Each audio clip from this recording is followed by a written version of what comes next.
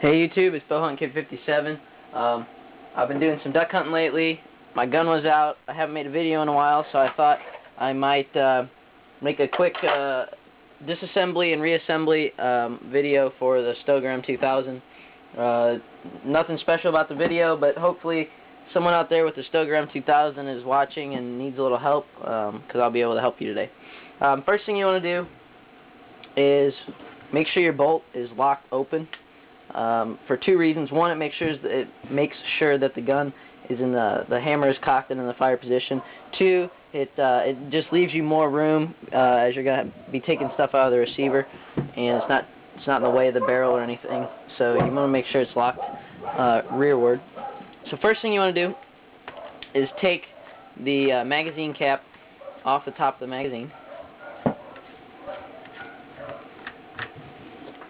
Set that there. Next thing you want to do, the magazine and the forend, the barrel and the forend will slide away from the receiver together, and they'll be pinched together. All you got to do is just take the forend and pull it away from the barrel, like that, and they'll slide off together. And then you can separate the forend from the barrel. So now you have your barrel. There's two washers in the front of the forend here.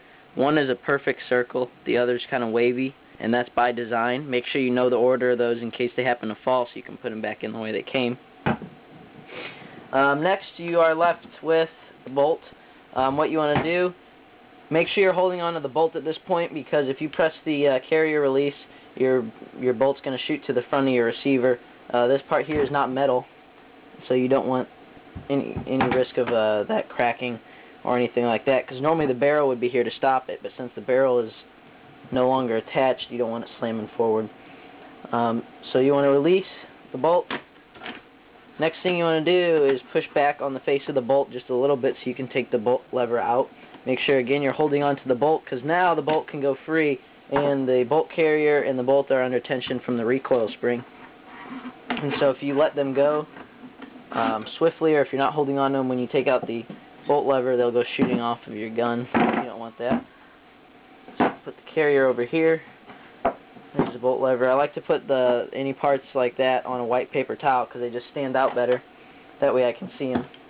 Next thing you want to do is push this guy out. Again on the paper towel. That will release all of your trigger components. Those just swing out the front. And there you have that. Now you basically have an empty receiver and buttstock and magazine. Magazine can be unscrewed from the gun. I have no need. Also, this is where you'd want to plug or unplug your gun if you want to do it. That's how. And the only other thing with this part of the gun is if you want, there's an optional recoil reducer that you can put in this gun. All you do is unscrew the recoil pad from the buttstock and then slide the recoil reducer in. And the end of this is threaded here, so you can screw the recoil reducer on. And that is really all that needs to be done with this part. For some of the Stoegers, this piece here that ejects the shell, some people are having problems with them breaking off because it's only held in with a single screw, unlike Benelli's or whatever that have two. I've never had a problem with this ever. I've had the gun 5 years. It's been hunted hard with and never had a problem. But if by chance you are someone that is having a problem, that is this piece right here unscrews from this, and if you have a replacement piece for it, you can do that yourself without having to take it into a shop. So that's the rest of that. The next thing is the bolt. The bolt is also very easy to take apart. All you have really in here is the firing pin and spring, and then you have the spring, the big spring inside the bolt, and then you have this piece here that guides the bolt, or the bolt face, along the rest of the bolt, and it also houses part of the firing pin. So first, all you want to do is get the firing pin out. Make sure you put your finger on the back of the bolt behind the firing pin, because once you release this here, the firing pin's under tension, so if you're not holding on to it, it'll shoot out. There's your firing pin and spring. Clean the tip of that off there. The next thing is this piece right here. The firing pin holds this piece in, so once the firing pin's out, you can just kind of tap that out. That goes there. Then you have your bolt face. All that's left in the bolt is the spring. Now you have an empty, basically shell of a bolt. It's good to clean that every once in a while, especially if the gun goes through a lot of crap like mine does. It's been dropped in ponds, mud, everything like that. So it's good to make sure this is clean.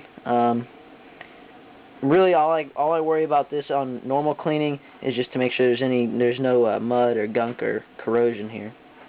So that goes there.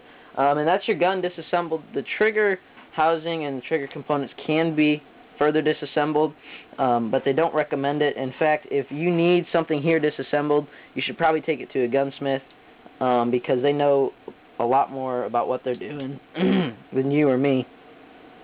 And if something here needs to be taken apart, you got bigger problems than just cleaning. Everything here can be cleaned with a paper towel and some compressed air and a little gun oil. I do not use solvents cleaning this because a lot of these parts are plastic, and this gun doesn't see a lot of open air. It just kind of sits in the back of the receiver, and so those solvents would just be sitting there eating away at the plastic. So if anything, a little bit of gun oil, even then, not a lot of that. Most of the time you can get what you need done with compressed air. So that's that. So everything is now disassembled, and from there it's pretty easy to put it back together. You just go the opposite of what you just did. Slide the spring back into the bolt. Oops. Slide the front of the bolt, or the bolt face on. Line that up with the edges there, and you'll see this piece has a line notched in the top of it. Make sure that line is running along, it's pointing up and down the bolt, not left to right. You want it pointing along the center line, because if you notice there's a hole in the bottom of this, and the firing pin goes through that. So if it's in like this, the firing pin won't have anywhere to go.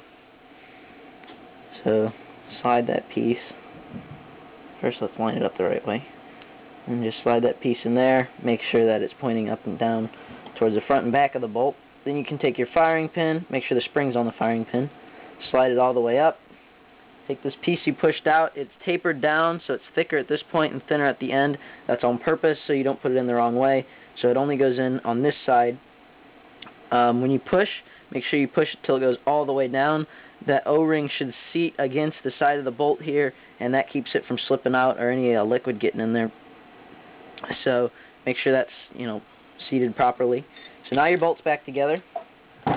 The next step in the reassembly is putting the trigger components back in and apparently knocking the stock off. Anyway, put these back in. Slide that up there. Make sure again that it's in the that the hammer's in the fire position. Take this piece. It goes in the back again. Slides right in there. Now you can take your bolt carrier, slide it on top of the recoil spring and magazine, just so it meets the receiver. Then you take your bolt. The bolt fits right into these two grooves cut in the carrier. In theory, there you go. And you take that, slide it in there, hold the recoil spring down with the bolt carrier, and you can put your bolt lever back into the side of the bolt. Make sure you push it all the way until it clicks. Then lock your bolt in the rearward position. You can take your stock, slide it back on top of the magazine. Oops. And see, that's why you want to know the orders those go in.